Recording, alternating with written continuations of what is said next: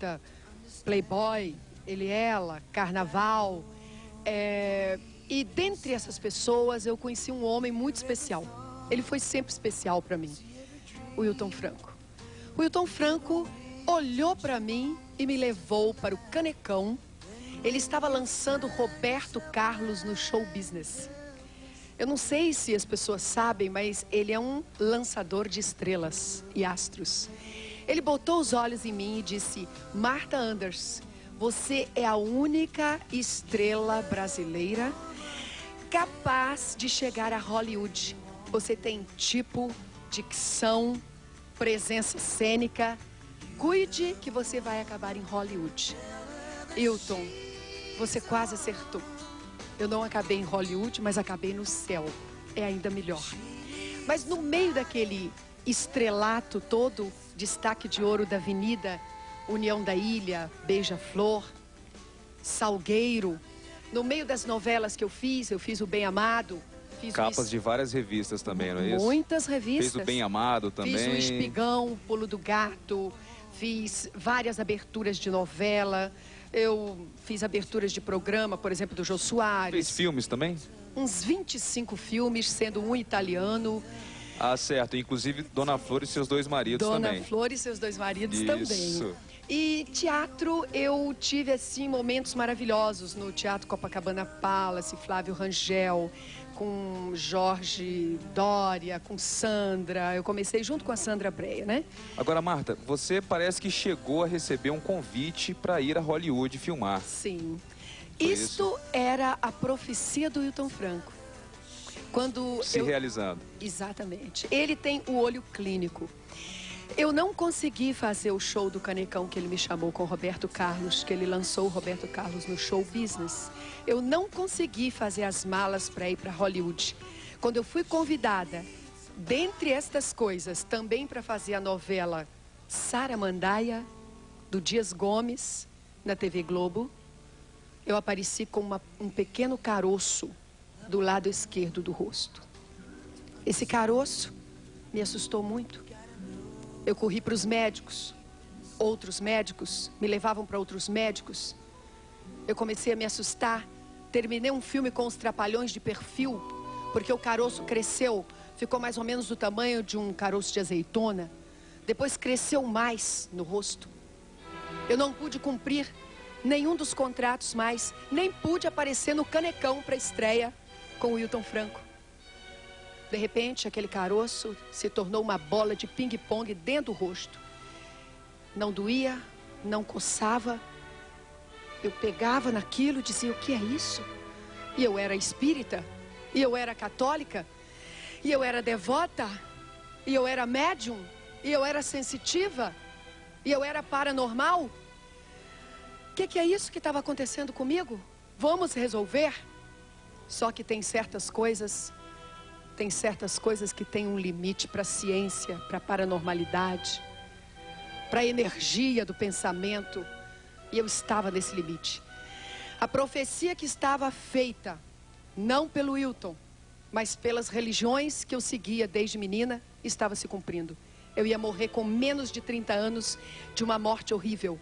E eu nunca esqueci, Juan e telespectadores, quando os médicos olharam para mim e disseram que eu só tinha 3 meses de vida. Eu estava com câncer no rosto. Você tinha um câncer linfático? Câncer linfático, ou seja, linfossarcoma. Isso é um câncer nas veias, não é na pele. É o mesmo, nas veias. Foi o mesmo que matou Jacqueline Kennedy. Só que ele estava... Quer dizer, dinheiro não ajuda, né, Martha? Dinheiro, fama, poder, nada. Paranormalidade, nada. Medicina, com todo respeito, eu tenho um irmão médico, nada.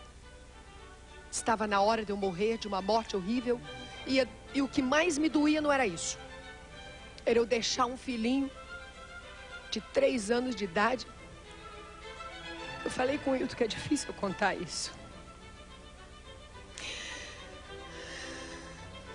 Que era o que mais me doía. meu filho Albert, com 3 aninhos, e o meu irmãozinho mais novo, Ulysses Anders, pequenininho também. A pior coisa aconteceu naquela hora. Eu saí de lá da junta médica. Eu nunca soube como eu cheguei em casa. E segurei os bracinhos do meu filho, olhei para ele, sabendo que eu só tinha 3 meses para ver o Albert. E tinha que aguentar as dores, porque estavam começando. No rosto, na mama, nas costas, caroços enormes por dentro e por fora do rosto. Agora, Marta, nessa parte onde você começou a sentir, onde você saiu do hospital e os médicos te disseram que você tinha um câncer, que você tinha 3 meses de vida. A partir desse momento, como que você esperava realmente que você fosse durar só aquilo? O que você sentia dentro de você, além, claro, do sofrimento, mas a esperança que você tinha de você, dentro de você, qual era? Eu comecei a lutar. Eu procurei todo tipo de espiritismo, todo tipo de catolicismo. Eu procurei todos os santos, eu fiz vela do meu tamanho, eu botei cabeça de cera. Eu procurei da linha de Nagô até a corrente da mentalização positiva. Eu procurei tudo que vocês possam imaginar para prorrogar minha vida. Acabou meu dinheiro, não tinha mais recurso e eu cheguei a roubar remédios. Eu me escondi um dia dentro do Instituto Oswaldo Cruz, no mato, para roubar uma caixa de medicamento na esperança de prorrogar um pouco mais a minha vida, na esperança de ficar um pouquinho mais com meu filho, porque o meu caso não tinha jeito. Eu estava cancerosa, a beleza acabou, aquele caroço abriu, virou uma chaga no meu rosto. Os pedaços da minha face saíam no curativo. Os tumores foram crescendo, tomando tamanho, empurrando o nariz e a boca para a altura da orelha. Fiquei cega da vista esquerda. A mama começou a varar a chaga de um lado a outro e pelas partes do corpo. Eu fui esquecida, completamente jogada de canto. E sobrevivi, incrivelmente falando, 2 anos. De tanta vontade que eu tinha de viver e ficar com meu filho. Com 2 anos eu estava desiludida de tudo. Um médico bondoso me olhou, me deu um quarto na Santa Casa para eu morrer. E o nome deste médico eu gosto de dizer porque ele é do Rio de Janeiro. Chama-se Elias Azulay. Ele é um dermatologista. Muito conhecido. Muito conhecido, respeitado. Ele me deu aquele quarto e eu fui internada cega, com um chapéu na frente da face, porque se eu tirasse o chapéu, os bichos vinham em torno de mim. Eu te digo que vale a beleza, que vale a fama, que vale dinheiro. Se eu estava ali na Santa Casa e quantas vezes eu tive inveja das faxineiras que limpavam aquele hospital, porque elas tinham saúde e eu não tinha. Elas iriam para casa ver seus filhos e eu não ia ver o meu nunca mais. Agora, Marta, ali então, você internada, a estrela internacional, a mulher famosa, a mulher desejada, internada num hospital quase de indigentes, Como indigente? ali jogada. A pergunta é a seguinte, Marta. Os médicos confirmavam que realmente a sua vida estava no fim? Sim. Chamaram minha mãe no dia 5 de fevereiro de 1977 e me desenganaram, mandaram ela ir para o Espírito Santo buscar a família para despedir de mim. Minha mãe se chama Urmi Anders, é uma senhora muito bondosa e que chorou muito junto comigo. A minha família, meu irmão Jorge, não teve coragem de me ver. Ele disse que queria se lembrar de mim, linda como eu era, e não coberta de chagas. Ele é médico. Hoje em dia ele é prefeito em Vila Velha, no Espírito Santo. O meu irmão mais novo, Ulysses Anders, ele só dizia uma coisa: Jesus vai te curar, minha irmã. Jesus vai te curar. Ele dizia isso. Bom, Marta, já, vamos dizer assim, nos estertores da vida, você já estava uma noite preparada para fazer uma cirurgia na garganta, se não me engano, uma traqueostomia. Exato. Porque já não conseguia mais respirar. Exato. Eu estava com... No dia 6 de fevereiro, os médicos foram me preparar para furar aqui, chama-se traqueotomia. Eu estava muito inchada, com 4 dobras na barriga, o rosto desfigurado e eu comendo por um canudo de soro que enfiava no canto da boca, e eu sugava o suco, cega de um olho. E todo o câncer tinha tomado o corpo por dentro. Quando esses médicos foram me preparar para que no outro dia eu entrasse naquilo que eles chamam de entubar, pulmão artificial. Aí os médicos foram me preparar e naquela noite eu me desesperei dentro da Santa Casa, Rua Santa Luzia 13, enfermaria Professor Rabelo. E nessa noite aconteceu o milagre? Nesta noite eu levantei a mão para cima e eu chorei e gritei e comecei a dizer: a quem que eu chamo? Quem que eu vou chamar mais? Eu já chamei todos os santos, eu já chamei todas as entidades, eu já chamei todos os guias, eu já chamei tudo. Não é possível, eu já fiz tudo. Será que existe alguma coisa além deste planeta? Será que existe vida além da Terra? Será que se eu tomasse uma nave e seguisse em direção à Alfa do Centauro, eu passasse pela Lua, pelo Sol, será que alguém fez a Alfa do Centauro, que é a estrela mais próxima do planeta Terra?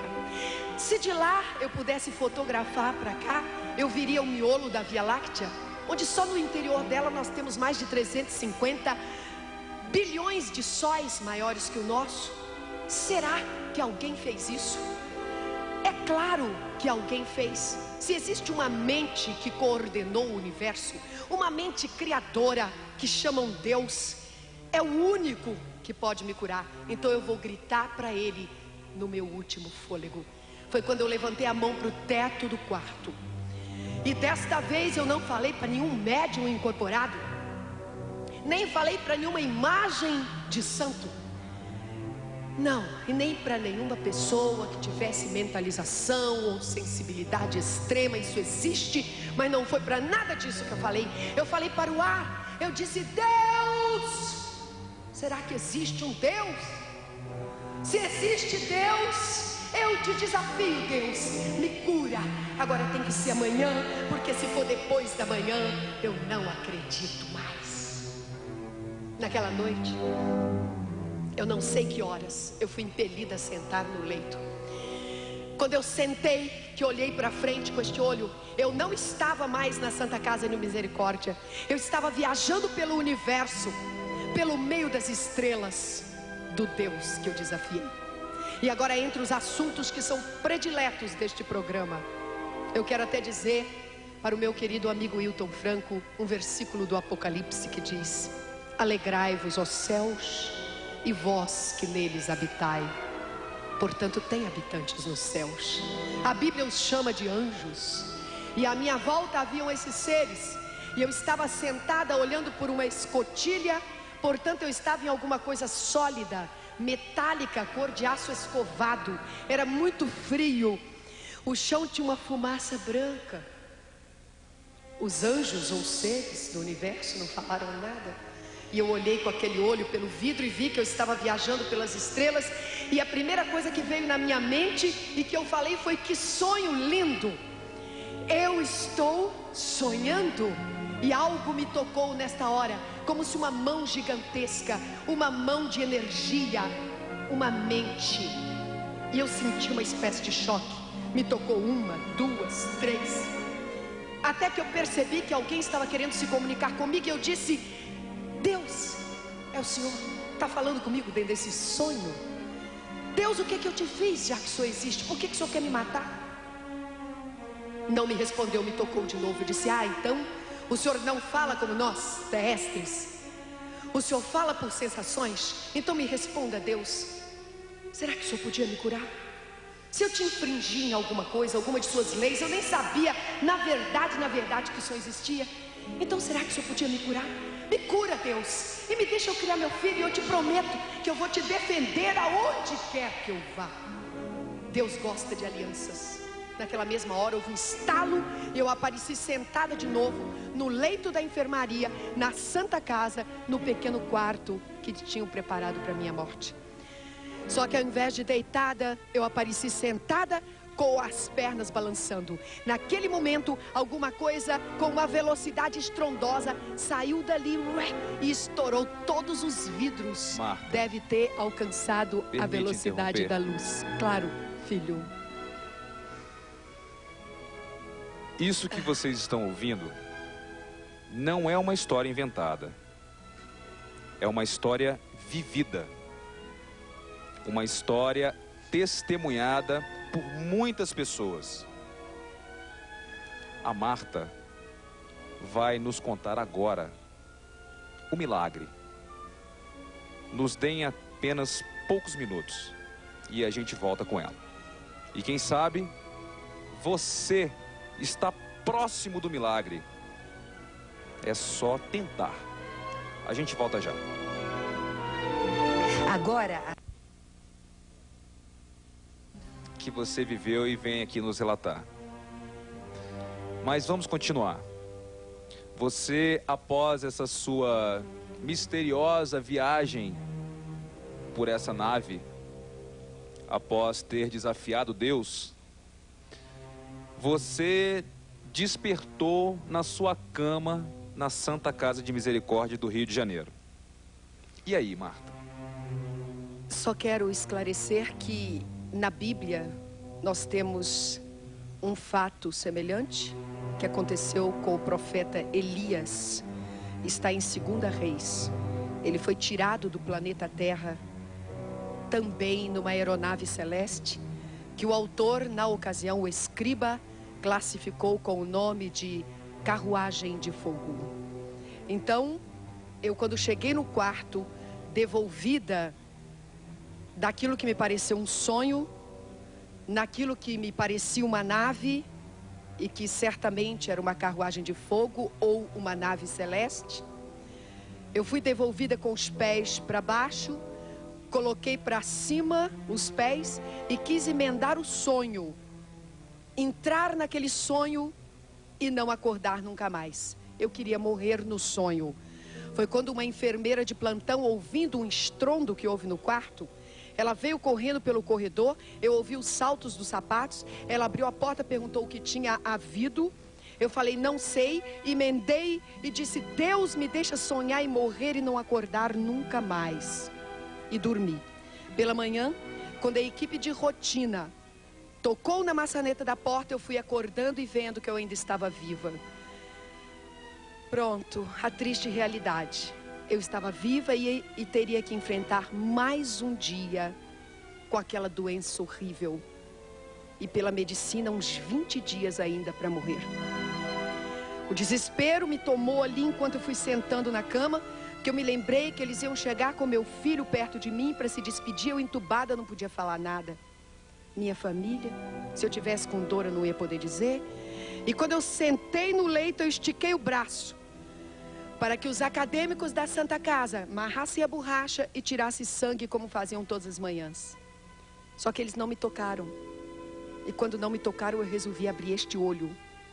Quando abri, eles estavam paralisados em pé, olhando para mim, parados. Entraram e ficaram parados. Foi quando eu vim com a mão no rosto. A lesão tinha 10 centímetros de altura pela fita métrica. Quando eu vim com a mão, atravessou o nível da face e pela primeira vez em 2 anos, eu tirei a mão, caiu a atadura e toquei no nível da face. Lá dentro estava um buraco no rosto, mas todas as chagas haviam desaparecido. Nessa hora, eu botei a mão na cabeça e gritei, Deus existe!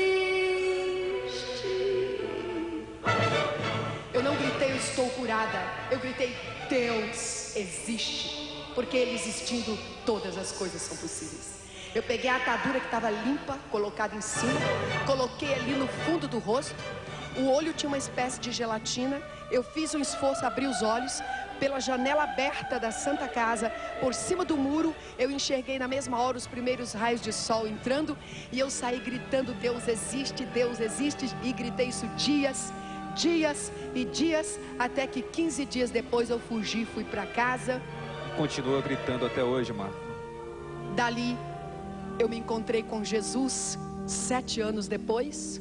Uma coisa assim de colocar água na boca de Stephen Hawking e Carl Sagan, os 2 maiores astrofísicos do mundo. Acho que eles gostariam de ver segundos aquilo que eu vi dentro da minha sala. O Criador me fez uma visita. E dali... Você hoje é uma pessoa absolutamente sadia, Marta. Não sinto nada, inclusive o Wilton Franco me pediu até um pedacinho dos nossos shows, onde eu conto a minha história, nos mais importantes teatros do Brasil, uma vez por ano. Estamos indo para o Rio. Nós vamos mostrar aqui. Eu dançando ainda, você vê, dançando a dança judaica, além de curada, e eu tenho 52 anos, viu? Vamos ficar em pé então, para ver essa jovem de 52 anos. Vamos passear? Vamos passear.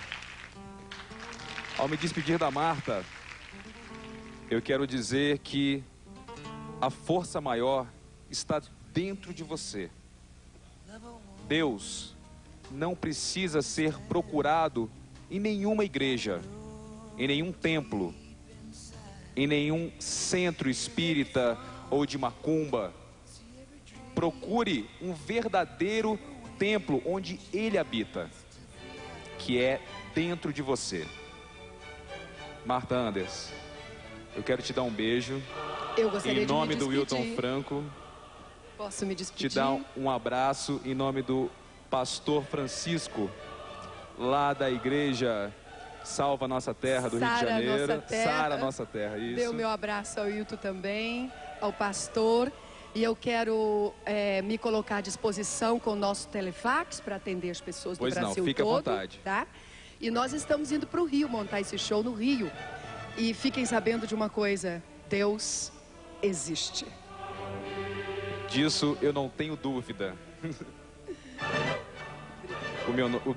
Meu beijo vai em nome do Pastor Francisco e da Ana Paula. Oh, que maravilha. Que encaminharam você até nós. Que maravilha. Obrigada. Vai com Deus, Marta. Obrigada. E que esse mesmo Deus que te protegeu e te protege, proteja sempre toda a nossa legião de amigos. Como o Wilton disse, Ele habita também dentro de mim. Uma célula de Deus passou a habitar em mim.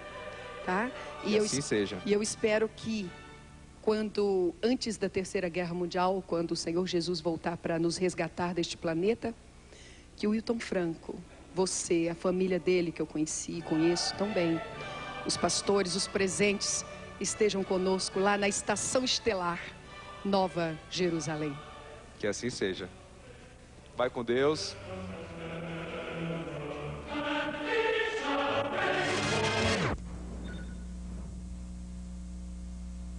Apresentaremos mais novidades no próximo programa. Agora, essas são as matérias que vêm por aí em sites. Será que esse vídeo pode resolver o mistério dos círculos da colheita? Os círculos da colheita estão sendo feitos por alguém que não é gente da Terra. Ou seria apenas uma fraude? Nós temos que ser extremamente cuidadosos. Sites fala com os especialistas. Vocês verão um dos mais impressionantes vídeos caseiros já exibidos aqui no site. As imagens foram feitas por um cinegrafista amador numa encosta num campo de trigo inglês. Talvez essa seja a primeira prova de que os círculos da colheita são feitos por forças extraterrestres. Ou pode ser uma fraude. Mas se for uma fraude, é uma fraude muito boa. O mistério do vídeo do Círculo das Colheitas. Observem cuidadosamente. Vocês vão ver a criação do Círculo das Colheitas. Impressionante. Se esse vídeo é verdadeiro, então o Santo Graal também é, porque temos algo que prova que os círculos das colheitas são formados sem a intervenção humana. Eu entendo a tentação de querer divulgá-lo e acredito em seu valor aparente. Mas isso, com certeza, não vai nos fazer nenhum bem. por isso temos de ser extremamente cuidadosos. Os renomados especialistas em círculos das colheitas Colin Andrew e Peter Sorensen estão entre os primeiros a ter o vídeo. Eles ficaram admirados porque o vídeo parece provar as hipóteses dos pesquisadores de que existe uma conexão entre os círculos das colheitas e as chamadas luzes misteriosas, geralmente vistas na mesma área. O cinegrafista está apontando sua câmera na direção do campo de trigo e no lado direito do quadro, subitamente, aparecem duas pequenas esferas movendo-se da direita para a esquerda. As esferas, então, assumem um curso de semianel em torno do campo. De repente, no centro do campo, o círculo central é formado e 6 círculos na extremidade também são feitos. A terceira fase vem quando mais 2 esferas aparecem do leste. E então, finalmente, as trilhas conectadas acabam ficando em posição. Tenho que dizer que no início eu pensei, uau, isso aí é verdade, parece verdade. E parecia mesmo. E para mim era verdade, até que eu comecei a assistir quadro por quadro e comecei a suspeitar das coisas. Sorensen ficou desconfiado, porque o homem segurando a câmera parece saber o que vai acontecer antes que aconteça. Uma coisa muito importante a se observar nesse vídeo é que durante essa tomada-chave, a câmera parece estar balançando um pouco, como se fosse uma câmera de mão. E se é uma câmera de mão, por que ele não seguiu as luzes quando elas saíram de cena? Ao invés disso, ele já estava onde o ciclo das colheitas ia ser feito.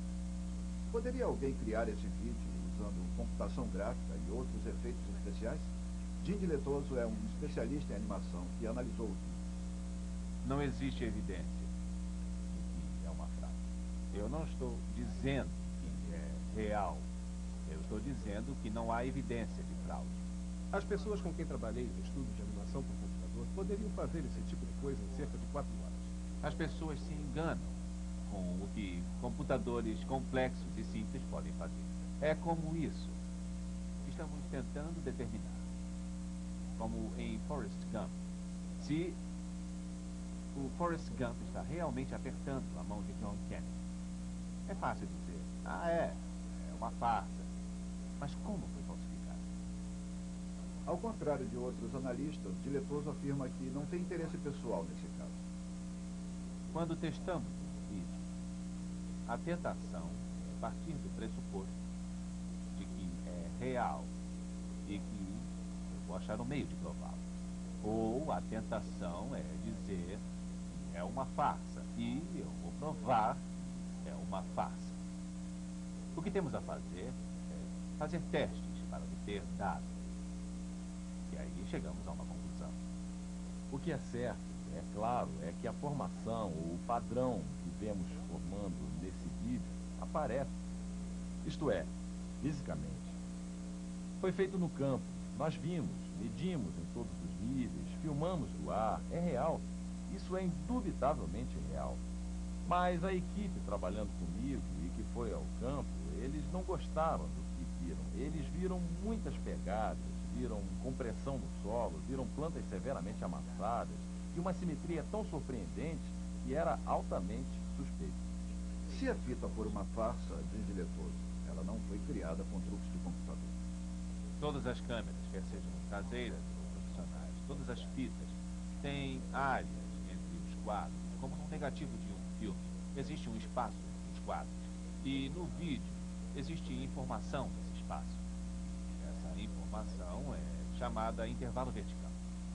Não há evidências de intervalo vertical de manipulação de processamento digital, sem computador, nenhuma alteração com o sinal. E não há evidência de que o cinegrafista tenha obtido lucros financeiros ou pessoais ao afirmar sua legitimidade.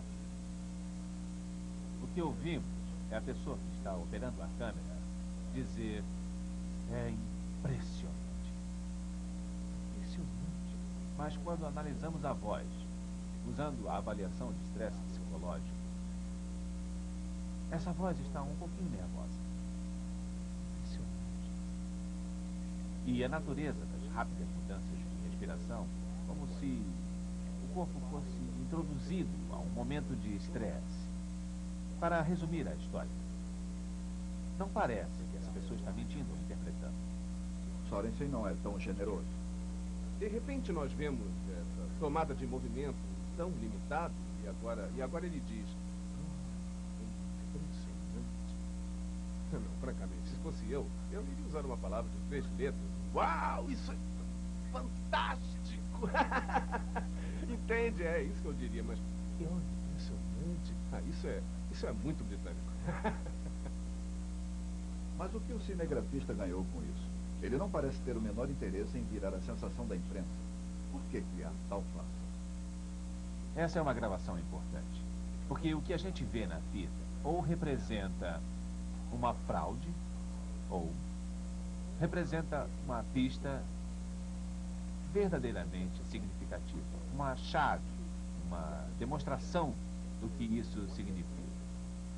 Há muita evidência de que os círculos das colheitas são muito importantes, muito significantes e estão sendo feitos por alguém que não é gente da Terra. Acho que quero acreditar que é real, mas devemos lidar com o fato de que não queremos ver um mito sendo construído e que é isso que deve ser. O problema com o vídeo dos círculos das colheitas é o mesmo que os pesquisadores encontram com o filme da autópsia de Roswell. Os cinegrafistas recusam-se a aparecer em público. Talvez seja a evidência do vídeo e filme serem uma fraude. Se você fizesse um registro histórico legítimo, não ia querer que as pessoas soubessem quem você é? A seguir, o poder curativo da música. Como anteriormente exibido pelos sightings, muitas das previsões do século XVI feitas por Nostradamus estão se tornando realidade no século XX. O profeta tinha uma inclinação por prever guerras, pragas e desastres. Por isso não é de surpreender que uma das previsões para o ano 2000 fala de muita gente correndo apavorada. No ano de 1999, do 7º mês, do céu virá um grande rei do terror. Assim foi dito e assim será.